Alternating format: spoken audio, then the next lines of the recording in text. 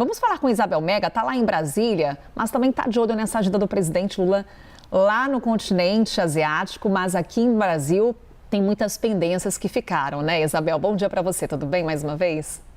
Oi, Carol, bom dia para você, uma ótima quarta-feira para você e para todo mundo. Talvez o Américo possa tentar dar um check aí nessa pendência que você está falando, hein, Carol? Vamos esperar para ver se algo acontece do outro lado aí do mundo.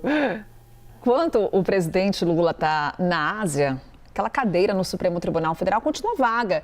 A gente tinha grande expectativa, né, Isabel, de que o presidente Lula fizesse esse anúncio antes desse embarque. Isso não aconteceu. Está lá a vaga, mas ainda temos o nome de Jorge Messias como, de fato, o favorito. Jacques Wagner chegou até a dar uma entrevista aqui à CNN Brasil, dizendo, olha, o presidente Lula está convicto com relação a essa indicação. Mas Lula indica e o nome de Jorge Messias ainda tem de passar pelo Senado. A vida do ministro da AGU, como trazíamos aqui na abertura do CNN Novo Dia, segundo tuas apurações, Isabel, não deve ser tão fácil quanto poderíamos imaginar.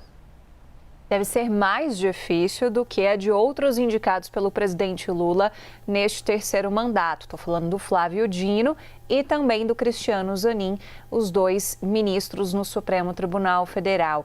E por quê? Porque Jorge Messias tem uma carga diferente na avaliação da oposição, Carol.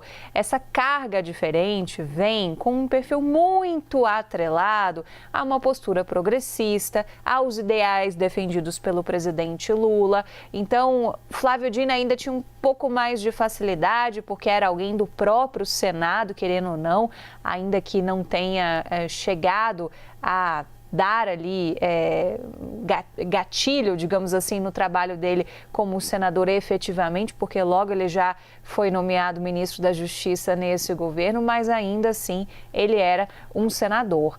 O que eles estão apostando de placar em relação a essa indicação provável de Jorge Messias, já que o próprio Jacques Wagner entregou tudo, né? Não, é Messias o favorito mesmo.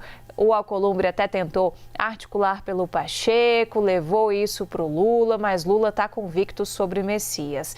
A oposição fala que ele deve ter entre 33 a 35 votos contrários. E aí eu fui pegar esses placares mais recentes das últimas indicações do presidente Lula. Flávio Dino teve 31 votos contrários. Cristiano Zanin, 18 votos contrários. O que ajuda o Zanin a ter esse placar um pouco mais favorável a ele no Senado Federal? O fato de que já eram esperadas algumas posturas mais conservadoras.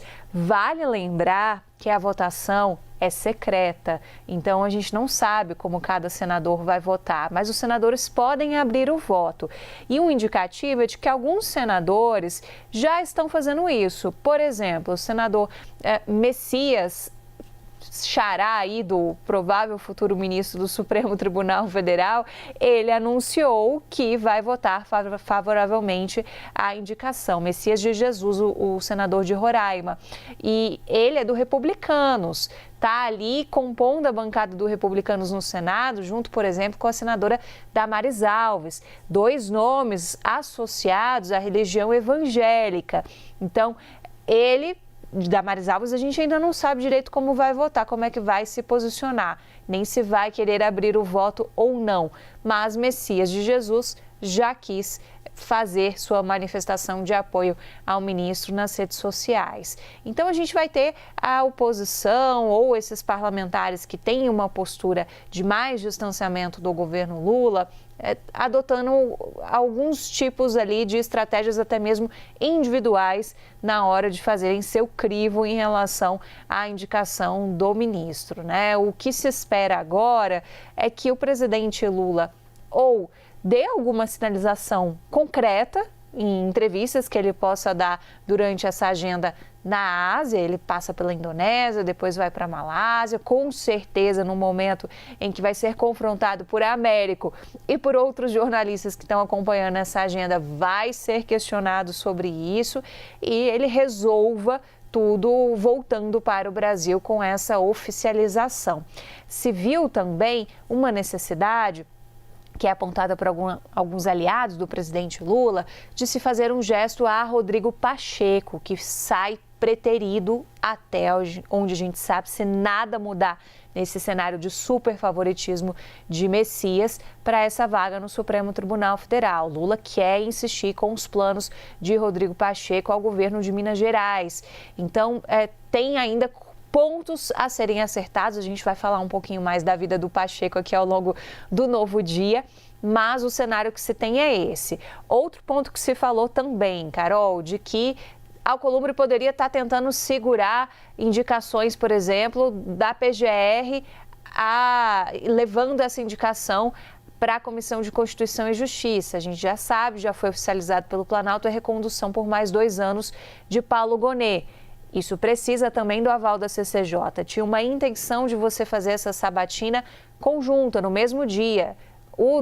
A sabatina do Paulo Gonet já está marcada para o dia 12 de novembro. Então, seria uma data possível, por exemplo, para a sabatina até mesmo do futuro ministro do Supremo Tribunal Federal.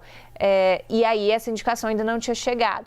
Ontem, Davi Alcolumbre mandou a indicação para tentar desanuviar o pessoal de qualquer ideia de que ele poderia estar segurando para dificultar a vida do governo. Então, são aquelas arestas que precisam ser acertadas, aparadas, para que você tenha a indicação formalizada, mas ela já está mais do que colocada claramente, Carol.